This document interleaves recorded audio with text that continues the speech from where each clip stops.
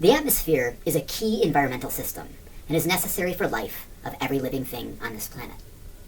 This week, heads of states and their representatives will assemble in Paris at COP21, the 21st similar gathering by the parties to the United Nations Convention on Climate Change, to hash out a new approach forward that preserves our atmosphere and implements the convention signed back in 1992 at the Conference on Environment and Development in Rio. Center of attention here in D.C., sending a strong message to our legislators behind us that we're serious about action on climate this year at COP21 in Paris, as President Obama heads there to deliver a strong statement to everybody for our emissions, contributions, pledges.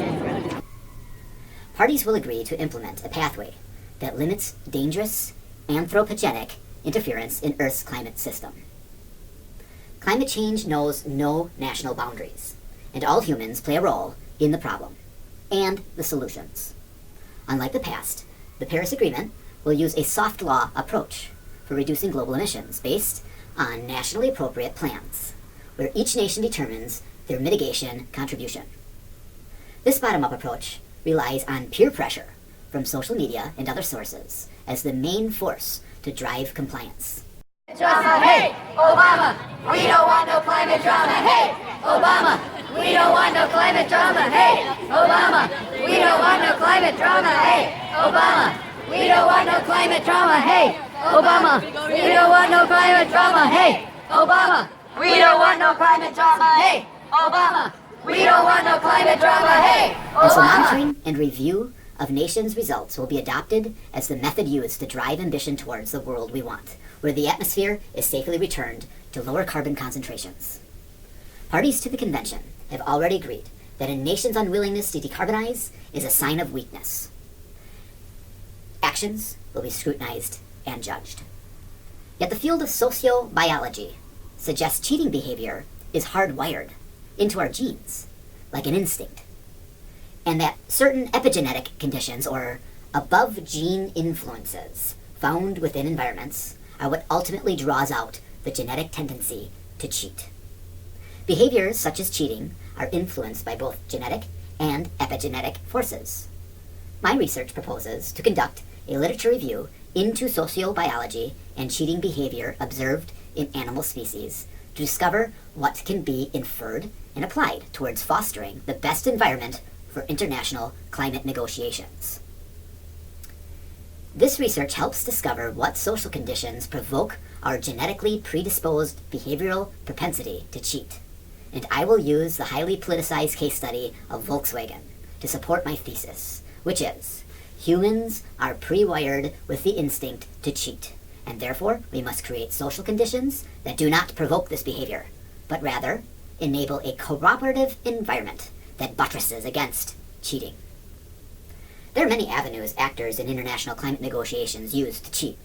For example, emissions are calculated using production-based numbers instead of consumption-based accounting, which exclude the emissions embedded in global trade.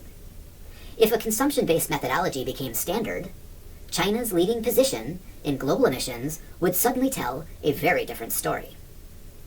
As the emissions embedded in exports are subtracted away from China's emissions totals and added on to the country's ledger to where those industrial products are imported and consumed, the US and Europe would gain again as the largest consumer of greenhouse gas emissions.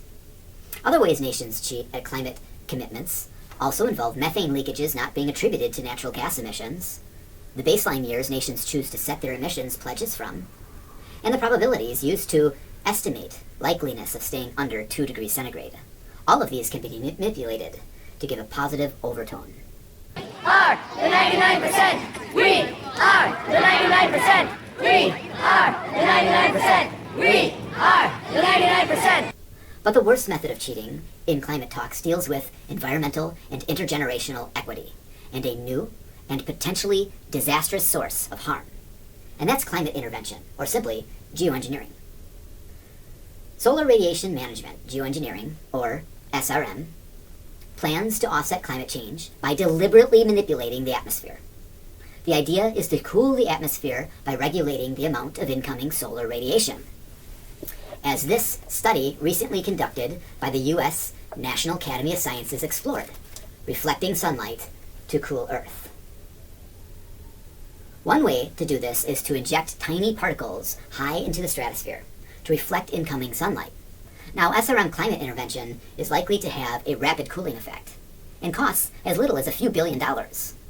But tampering with the atmosphere is extremely risky and could have global side effects, including decreased rainfall, changes to monsoon patterns, and damage to the ozone layer. This technology must be regulated, says the National Research Council. And yet, there are no international agreements overseeing the development nor deployment of SRM geoengineering.